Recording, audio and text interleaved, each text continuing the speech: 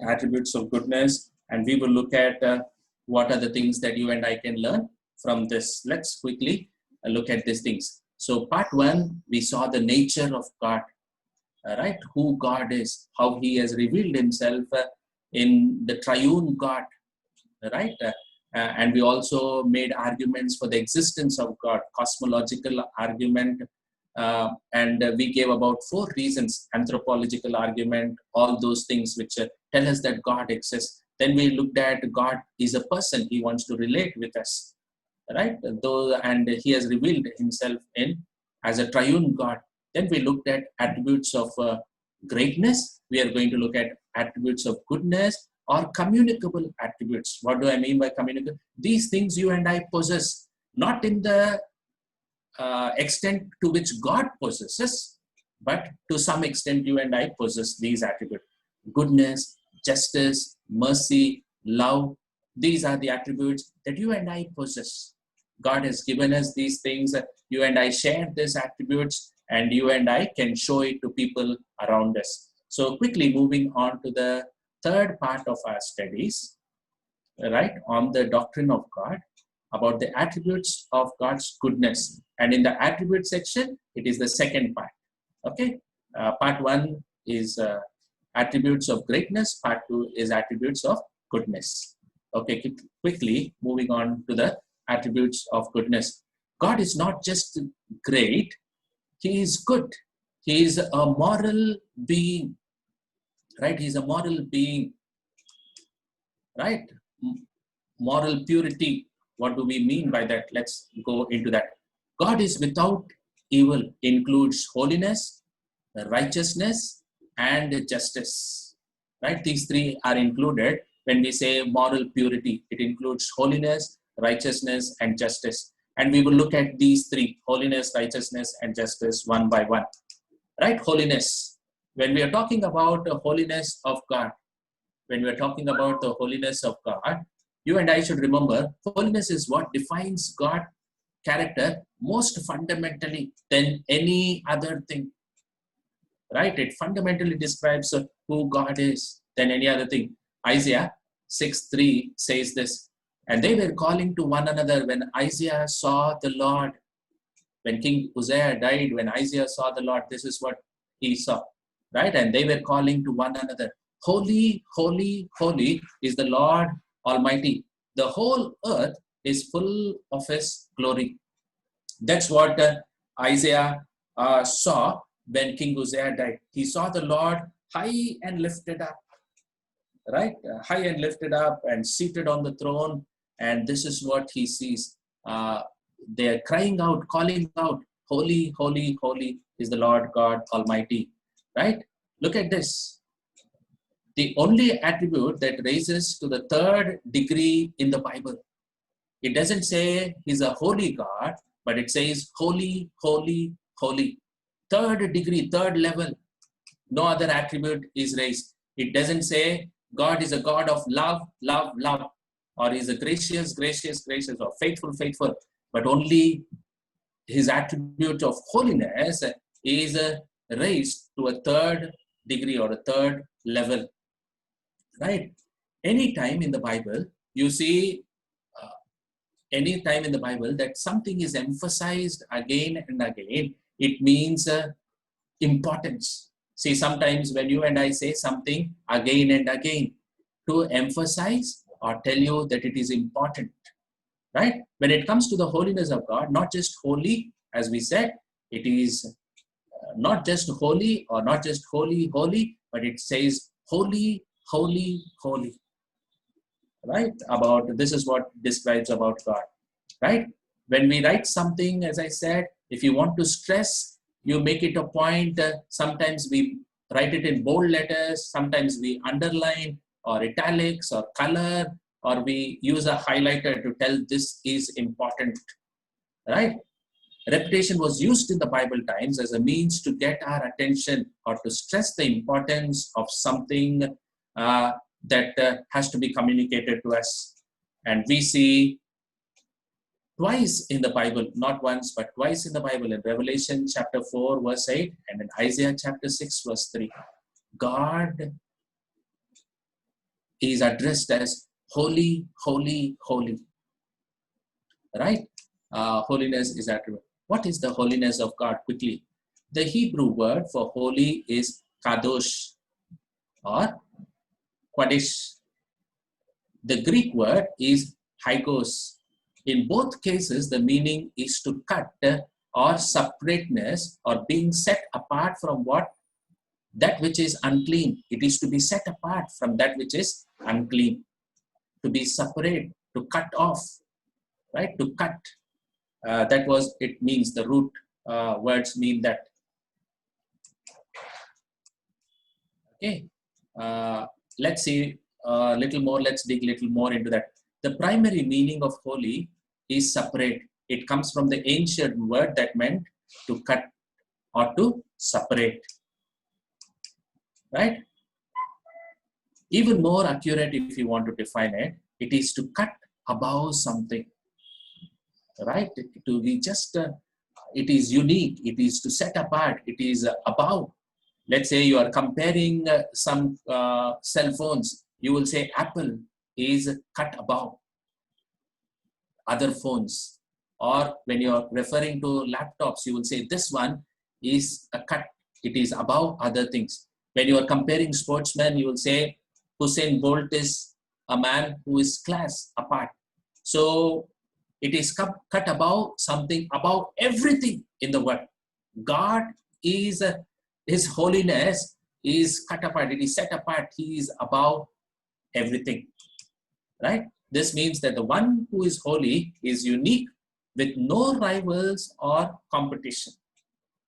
There is nobody whom you can compare. There is no rivals to God. He is above every other thing. Right? God is separate, distinct, and different from all other beings. Right? Look at this. Exodus chapter 15, verse 11 says, "Who is like thee among the gods, O Lord? Who is like thee, majestic in holiness, awesome in praises, working wonders?" Exodus 15:11. And 1 Samuel chapter 2, verse 2 says this, "There is no one holy like the Lord. Indeed, there is no one besides thee, nor is there any rock like our God." 1 Samuel chapter 2, verse 2. Right? And look at this statement. Okay, I don't have that statement there. Okay, let's go for like him in Exodus chapter 3, verse 14, God reveals himself as I am that I am. There is nobody like me. He just tells us that he is self-existent. Right? I am that I am. No comparison to anybody. Right? Angels, seraphim covered their feet are symbolic for creatureliness. They're standing before the Holy of Holies. They're standing before the Creator God. These angels cover their feet as if to say symbolic of their creatureliness. They're standing before a holy God. Demons have no comparison with God. Right? Other gods have there is no one like thee. Psalm 86 verse 8. There is no one like thee among the gods, O Lord, nor are there any works like thine.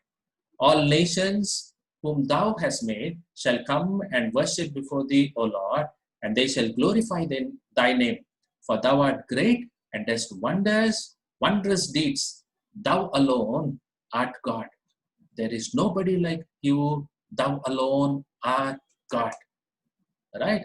None of these are no gods of this world are close to the God that you and I worship.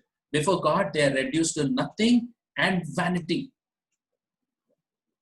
Right? There is no one like our God. Right? There is nobody like God. Right? When the Bible calls God holy, it means primarily that God is transcendently separate. He is so far above and beyond us that he seems almost totally foreign to us. To be holy is to be other, to be different, unique in special way. That's the most important thing. To be holy is to be other, to be different, unique in a special way. Secondly, His absolute moral purity, separate from everything that is evil and sinful, unmixed. There is no mixture, right? He is pure. Uh, Purity, holiness itself is purity, right? Pure holiness involves purity, right? He is pure in every sense of it. Hebrews 1:13, your eyes are too pure to look on evil. You cannot tolerate wrongdoing. That's how holy our God is. Dedicated to what is right and good. He's totally dedicated to what is right and good, right? There is not even a hint or shadow of evil or sin in God.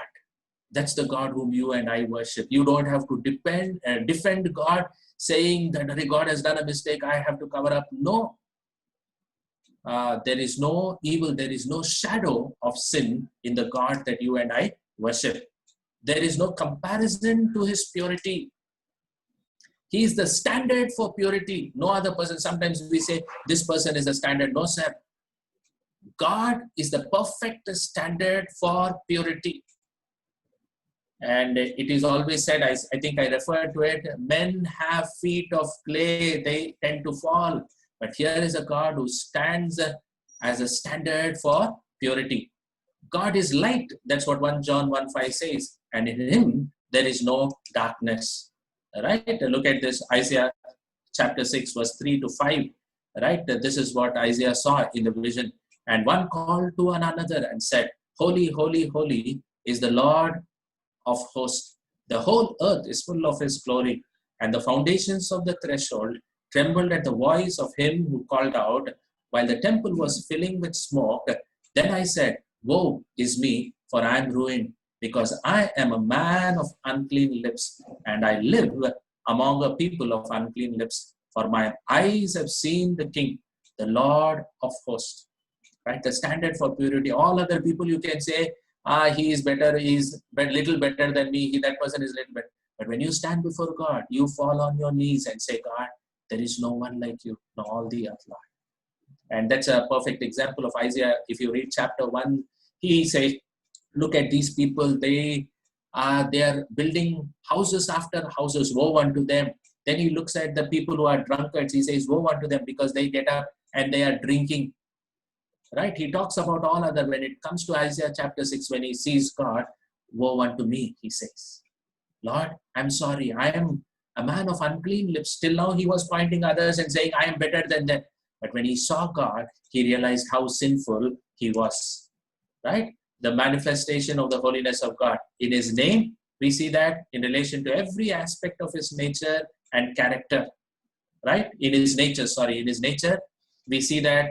We will also see about his name, but firstly in his nature, in relation to every aspect of his nature and character, we see that when the word holy is applied to God, it does not signify one single attribute, but to every attribute, it applies to every attribute. On the contrary, God is called holy in general sense to his being or nature and to all the attributes. Character, attributes, not one of the attributes. You just can't apply the holiness of God to one attribute. It applies to every. That means he is a just God. His justice is a holy justice. He's a God of love. His love is a holy love. Right? That applies to everything. Right? These are some verses you will find those truths. Right, in his name. Yeah, coming to his name, God is called holy more than any other title. God is love, God is merciful. When it comes to holiness, that title applied to God or given to God more number of times in regard to his holiness. In his word, right? His word is holy because it is his word and he is holy. Why is his word holy? Because he, by nature, is holy. Right? In his works, right? In his works, he is considered to be holy. Everything that he does is holy. He's holy in his works. In his presence, as we just saw in Isaiah chapter 6, his presence, wherever he dealt, there was holiness,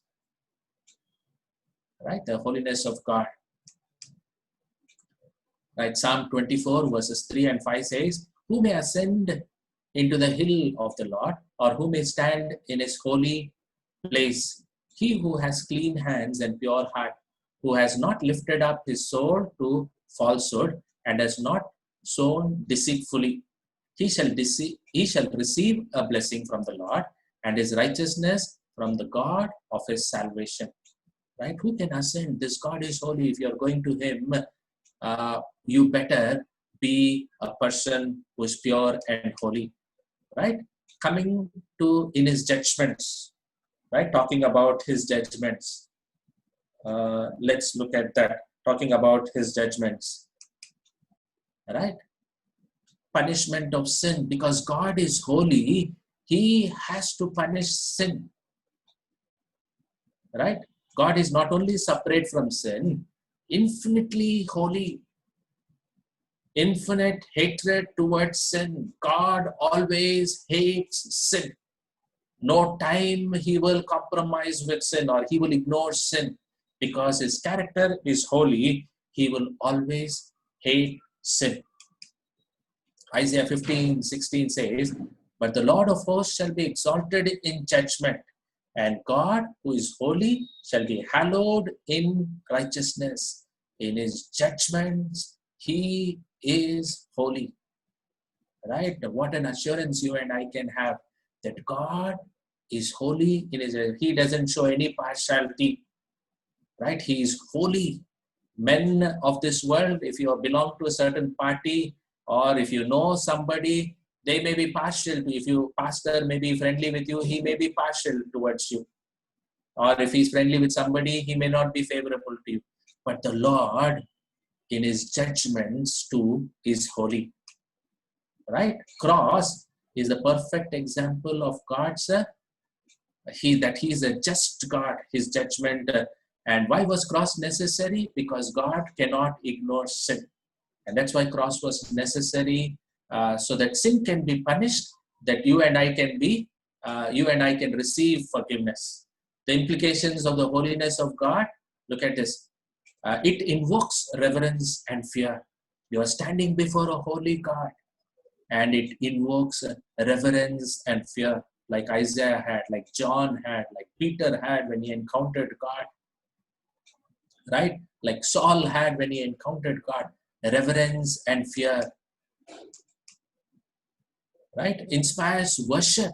When you know this God is such a holy God, it inspires worship in you and me. Many times, for some people, music will inspire worship. For some people, there are many people you tend to worship. But if you know who your God is, and there is nobody also, it inspires worship for you. Right? Exalt thee the Lord our God and worship at his footstool. He is holy. He is holy. Demands wrath against sin. Right? It demands God's wrath. Right? The wrath of God, the anger of God against sin. The wrath of God will come upon us. Right? If God is holy, he cannot look upon sin lightly. He has a deep hatred and anger to punish it. Right? You will see deep hatred and anger to punish sin. Produces awareness of sin. When you know this God is holy, when you stand before him, you recognize how sinful you are. You recognize where you stand. Many times, as I said, you and I can brag. Right? Isaiah 6 was a great example that we saw. Calls for conformity to his holiness. You and I can't live our lives as we like. You and I can't compromise, live in sin. No, sir. It calls us to conform to the character of God. Right? You remember in many times Bible says, be holy as I am holy. It calls for conformity with the God that you and I worship. Right? Quickly from holiness, we are moving to the Next one, the goodness of God, right? The goodness of God. In the under holiness category, we looked at all those things. We looked at how God is separate, how is God is absolute in purity, in the manifestation of His holiness, in His nature, in His name, in His word, in His works, and in His presence, in His judgment. We saw, and then we saw how the implications are. Implications are: if God is holy, you and I have to be holy. It invokes worship. We saw, right? All these things are things that we saw. Now we are moving on to the next aspect of God. In the attributes of goodness, we are going to see the goodness of God. The goodness of God, that God is the final standard of good, and that all that God is and does is worthy of approval. God is the final standard for good, right? And what a comforting, what an encouraging, what a wonderful thing it is to know about the God that you and I worship. No one is good but God alone, right? None is as good as God, or none can come anywhere closer to what God is, right? The psalmist frequently says in different psalms, you'll find this: Psalm 100 verse 5, the Lord is good. Psalm 106 verse 1 and 107 verse 1, give thanks to the Lord, for He is good. And Psalm 34 verse 8, oh, taste and see that the Lord is good. Right? And let's get into different aspects, right? The Lord is good in regard to His works. Genesis chapter 1 verse 31 says, God saw all that He had made, and it was very good. And there was evening and there was morning, the sixth day. Psalm 119 verse 68 says, you are good, and what you do is good. Teach me your decrees. Right? Psalm 104, goodness, God's goodness in creation you will see. And Psalm 106 and verse Psalm 106 and Psalm 107, what He has done out of His goodness, what He has done for all of us. Different aspects of His goodness can be seen there, right? His will, you see in His will, He is good. Jeremiah chapter 29 verse 11 says, for I know the plans I have for you, says the Lord, plans to prosper you and not to harm you, plans to give you hope and a future, it says. And Romans chapter 12 verse 2 says, be transformed, right, in your mind. Then you will know what God's will is good, is good, pleasing and perfect will. So God's will for us is good. For all of us is good, right? His ways, He's good in His ways. James chapter 1 verse 17. Every good and perfect gift is from above, coming down from the Father of heavenly light, who does not change like shifting shadows.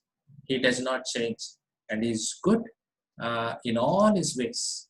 Psalm 149 and also Acts 14, He is a good giver of good gifts, right? Matthew 7:11, good gifts to those who ask Him. He gives good gifts to those who ask Him concerning prayer, talking there about prayer. What He does or allows in our lives is also good. Sometimes, let's say some sickness has come, some challenges have come, some pain has come, or you're facing maybe you lost your job, or you've gone through failure. Things have happened in your life and my life. God can bring out good for you and me through those things. Many times you and I don't understand why, Lord, is the question. Why, God? Why? Right? And remember, He is good. Is when you don't understand also, He is good. He will bring about good in your life and my life. No good thing will He withhold. Psalm 84 verse 11 says, He did not, this is the climax of, this is the standard, friends. He did not spare His own Son. How will He also not give us anything that is good for you? He did not spare his own son for us. Right? Will he withhold anything good from you and me? Romans 8:28. And we know that in all things God works for the good of those who love him, to those who are called according to his purpose. Right? So in all his ways, he is good. Whether you understand or not, he is good. Hebrews 12:10 says, he disciplines, though painful, is for our good. Many times discipline is not comfortable for us. You and I don't like discipline, but God can use those discipline to bring about good, best for us, right? Best for us. So don't ignore God's discipline. Don't run away from God's discipline. He wants to bring about the best for you from that, right? So application. What are the applications? So the goodness of God, you can praise and worship God because of his goodness. Trust him at all times, whether you're going through a valley or in the top of the mountain you are, wherever you are, whatever you may be going through at this time, be a person who will trust him at all times. You don't have to doubt about the goodness of, you may not understand everything, but trust him because that is his character. Give thanks in all circumstances. 1 Thessalonians 5:18, right? Give thanks to God in all circumstances, right? We must do good to others. What does it tell us? Okay, because our God is good. That's the God you and I worship. That's the God, that's what you and I are experiencing in our life. We must do good to others.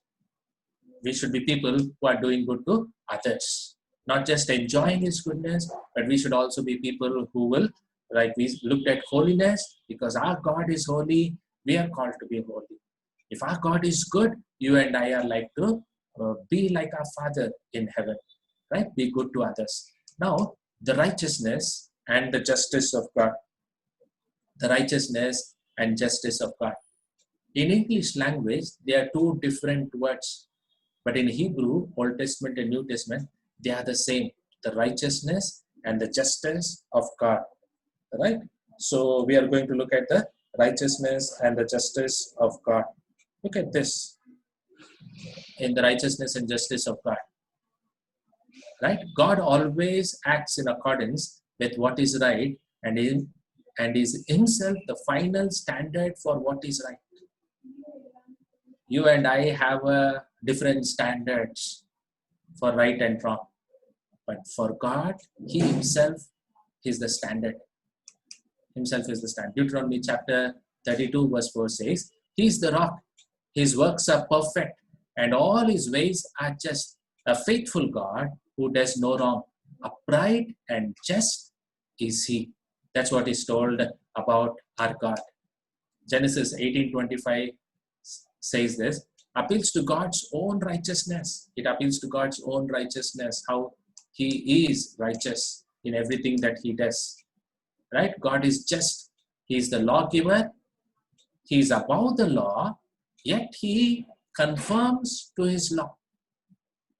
Look at this. Other people set law and they are lawmakers and they are law breakers. But here is a God who not only gave us the law, but himself comes and confirms himself to the law that is established. All right? And he lives by those things. He lives by those standards. He is a just judge. There is nobody like God. He is a just judge. Okay. God shows no favoritism. He cannot be bribed by offerings. It is many times you and I think you and I can bribe God. Let's say we have done something wrong. God, I give you this. Don't count it to my mistakes. Please ignore my mistakes, or please forgive me because I've given you this or I've done this. You can't bribe God. Right? He cannot be. He punishes evil and he rewards good. That's his character. And he punishes sin. Right? In Genesis 2:17, we see that. And Genesis, the wages of sin is death. Right? The wages of sin is death, but the gift of God is eternal life. Right? He punishes sin. Romans 3:25-26. we see how Jesus became our atoning sacrifice for our sins. On the cross, we see the justice of God, how God just displayed his justice when Jesus died on the cross, that the sin, all the sin of mankind was put on Jesus, and Jesus died in your place and my place. So the justice of God in punishing Christ for you and me is seen on the cross. Right? Loved us and offered forgiveness, but the justice of God required punishment. So he took the punishment upon himself through his son. Right? He did not bring that punishment on us, but he took it on himself. That is how just he is. Whatever conforms to the moral character of God is right. Right? Whatever conforms to his moral character is right. The justice of God affects us in three ways. And what are those three ways? You and I will burst forth into worship, because here is a God who is just in everything that he does. And then, first, not try to say God is unjust. We can't demand, none of us can demand our right from God as though we deserve them. For we deserve nothing good due to our sinfulness. None of us deserve anything because of our sinfulness. Whatever you and I are enjoying is purely because of his grace. Second, in our decisions, you and I can ask ourselves, is this, when you make a decision on a given situation or matter that is brought to you, you and I should ask ourselves, is this according to the character of God? Am I being just in this situation? Or am I passing, given an opportunity when a situation is given, am I displaying the character of God in bringing about the justice of God in that situation? Right? So in our decisions, do we see the character of God in bringing about the justice of God? Third, we must not take revenge in interpersonal relationship, as this becomes equal to usurping God's role, that is taking God's role. This is why all bitterness is wrong. When God has been merciful to us, we too must be merciful towards others. Therefore, Romans chapter 12 verse 19 says, dear friends, never take revenge. Leave that to the righteous anger of God. For the scripture says, I will take revenge. I will pay them back, says the Lord. Right? You don't take the law, or you don't take things into your own hands, but you allow the Lord to do his part. Okay. God's righteousness provides the basis for absolute morality. He sets the standards by which we are to live. So our evaluation of what's right and wrong must always be based on what he has to say regarding each thing or issue. Right? We were talking about you and I should bring the justice of God, the righteousness of God. So our standards should be based in regarding the things that you and I are supposed to do. What the word of God says, what God says should be our standard. Second, we could never work out our way to God, as he is absolutely righteous. We can't afford to fall short of his standards in even one area. This is why we are wholly dependent on his grace for our salvation. None of us can brag saying, I have done it all, or I have kept it all, I'm fully righteous. No, sir. You and I can never do that. That's why salvation is by grace. Right? Thirdly, if we wish to be sanctified in our lives, we should look to God's character as our ultimate role model. Even though others can dispel us and be models of some character, for some character areas, they will always present a mixed picture. We always need to look ultimately to Christ himself. We must check ourselves to see whether or not we possess the fruit of the Spirit as Christ does. Right? So Christ is our standard. Others may be a model for you to some extent, but Christ is our ultimate standard. Fourth, righteousness is not merely the absence of bad. This is very important. It is not just the absence of bad. It is the active presence of good.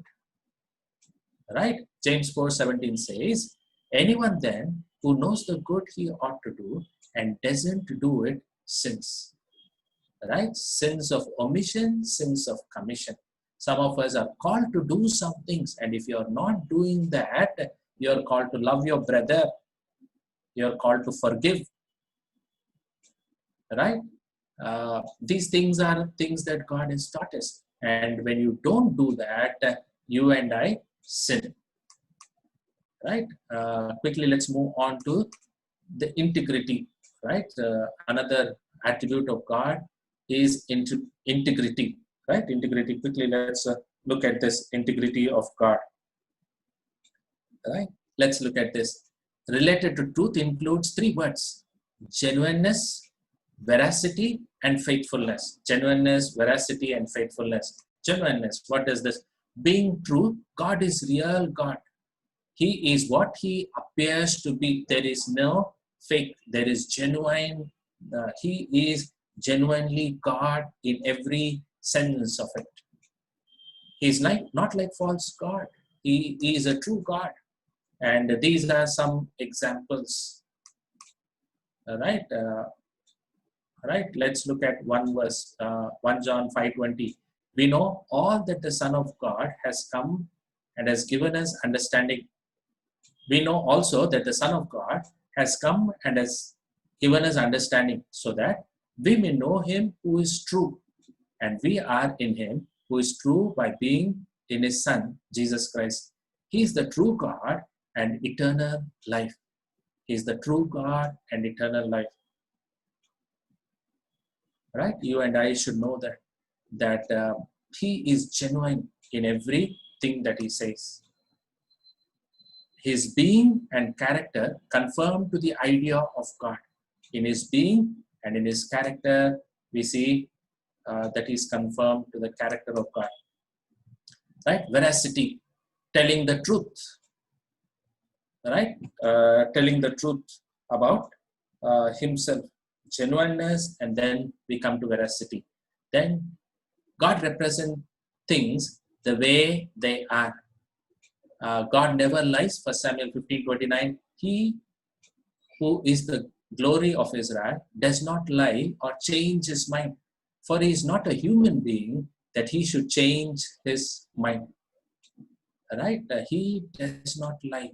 He is true in every sense of it. This guarantees his trustworthiness. You can trust every word that he says because he is truth himself. He is truth himself.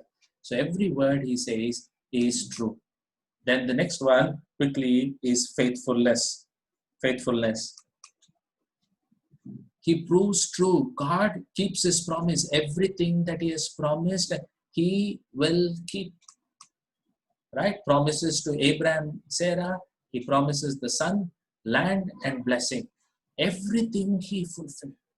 Everything that he promised, he fulfilled. He is faithful to keep his promises. The question is, has he promised you something? He will bring it to pass because God by nature is faithful. God by nature is faithful, and he will bring it to pass in your life and my life. Okay, the next one, be faithful. Then we'll go to this love. The other aspect of God, the attribute of God is love. 1 John chapter 4, verse 8, 16. God is love. It includes three things. Right? It includes three things. Love, the word in the love, this one, it includes three things. It includes benevolence, right? Grace and mercy and persistence. Right? So we will look at these words. Right? Love, the word mostly that is used when we talk about God's love is agape love, the unconditional, eternal, satisfying love of God. In the world, most of the times we see a conditional love. Let's say you have a friend. Why does your friend love you? Because maybe because you have the same interest. Maybe there is a both of you have the same interest. Both of you are benefited by your friendship. You need companionship due to various reasons. All our love on this earth is based on some reasons, some or the other reasons. But God's love towards you and me is agape love. God eternally gives off himself to others. He is committed to doing good. Benevolence. He is committed to doing good. Right? Benevolence. Let's look at that. God is concerned for the welfare of all. Common grace. It is also known as common grace. Look at Matthew chapter 5, verse 45. That you may be children of your Father in heaven. He causes his sun to rise on the evil and the good, and sends rain on the righteous and the unrighteous. Right? It is a common grace. Righteous and unrighteous, he takes care of them. He provides for them. He sends the sun. He sends the rain and cares for them. Hebrews 1:3 holds the world, cares for the world. Right? Cares for the agape love and unselfish interest in us for our sake. He loves us for your good. Many times we think we are doing a favor by loving God. Friends, God loves us so much that he wants to do only good for us. Only good for us and nothing else. Only good for us. Right? Unselfish interest in us for our sake. Not for his sake. For our sake. God's benevolence, his actual care and provision extends to all creation. He satisfies all living things. He sends rain on the just and the unjust. That is God's common grace that he shows to all of us. Right, then second word we have to see is grace. What is this? Unmerited favor of God. God dealing with people not on the basis of merit. Right, not on the basis of merit, but simply according to his need. Right, God shows us grace because we all need grace. Apart from grace, none of us can be saved. We don't deserve it, but he graciously gives it to us. The goodness of God to those who deserve only punishment. You and I only deserve punishment, but God shows his grace to us. Right? God is showing his grace to us.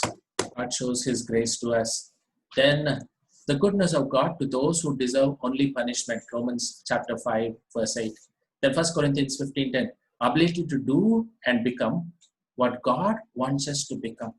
Right? His grace works in you and me to help us to become what God wants us to become. Right? He wants us to be holy. With our own strength, we can not do it. But he gives us his grace so that you and I can become holy like him. Good by our own strength we can. But his grace helps us to be that good person that God is calling. Saved by grace. We deserve death. We deserve hell. In his love, by his grace, he saved us. Right? Quickly, mercy. Grace we saw, mercy. Closely linked.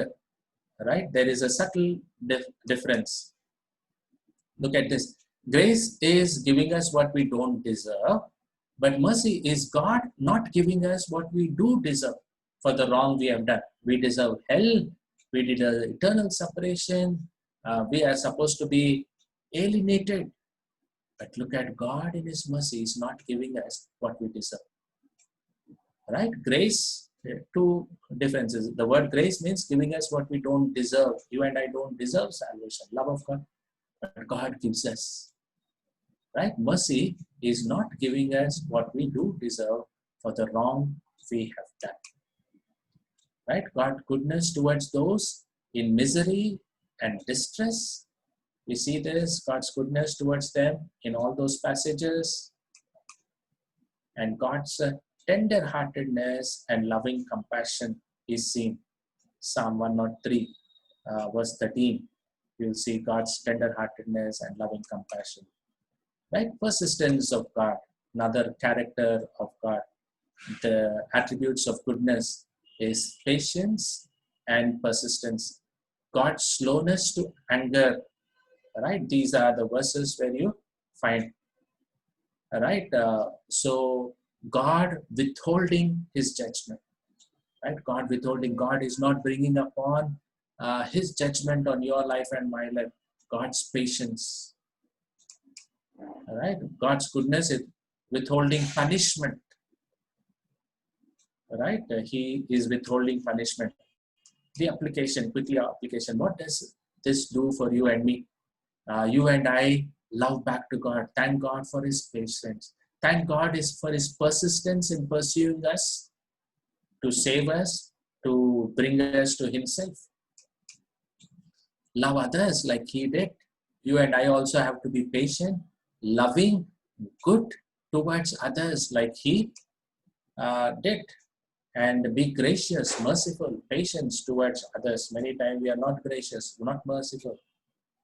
We don't see that. We say, "Arey, already 2 times I did this, fellow is again doing this." No, you and I have to change in that aspect. John 15:12, love one another as I have loved you. That's what God is calling you and me to do. Okay, so these are the attributes of goodness that we have seen. So last week we saw attributes of greatness. This week we saw attributes of goodness. Basically in 3 categories, we saw attributes of goodness, moral purity, in that we saw the holiness of God. Then we saw the goodness of God. And then we went on to see the love of God. Right? In that we looked at various aspects. So this is the doctrine of God for you. In simple, we just touch the surface, and there is so much that you and I can dig.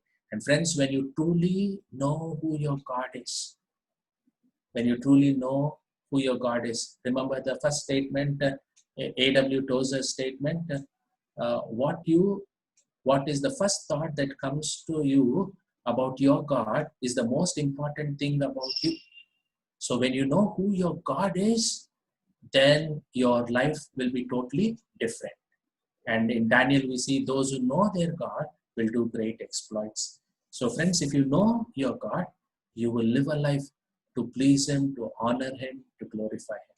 So may God help us to know him more. And you and I can spend all our life, what I said is, just we didn't even scratch. Right? But the more you know God, the more you will love him, the more you will obey him, the more you will live for him, and the more you will talk about this God. You can't stop but talk about this great and wonderful God to others. May God help us to love him, live him, and to proclaim him through our works, through our actions, through our words, and through our life. May you and I always glorify him.